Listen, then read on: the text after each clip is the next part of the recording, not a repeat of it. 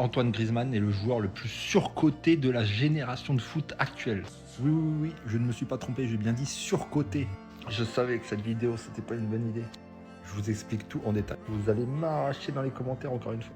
Antoine Griezmann n'a jamais été champion de France. Déjà, ça nous met des Benoît Pedretti, des Pierre Linfro, etc. que je respecte énormément devant lui.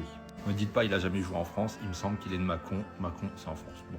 Il n'a jamais percé en Liga. Déjà, à la Real Sociedad, il est même pas dans la légende du club, quoi.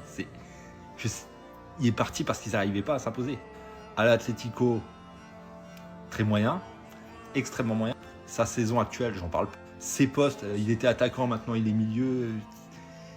Choisis un poste à un moment. Ça, c'est pour vous sensibiliser au danger des réseaux sociaux. On peut tomber sur des avis comme celui-ci. Antoine Griezmann, en vérité, c'est le joueur le plus sous-coté de sa génération. Il fait une saison de dingue. Je refuse de mourir sans voir Griezmann prendre un ballon d'or.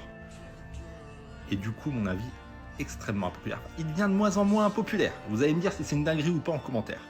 Antoine Griezmann, top 3 des joueurs de l'équipe de France. De l'histoire de l'équipe de France. Attention, je ne parle pas de joueurs français, je parle des joueurs de l'équipe de France qui ont le plus marqué l'équipe de France. Dites-moi en commentaire si vous êtes d'accord ou pas, Griezmann top 3 de l'histoire de l'équipe de France.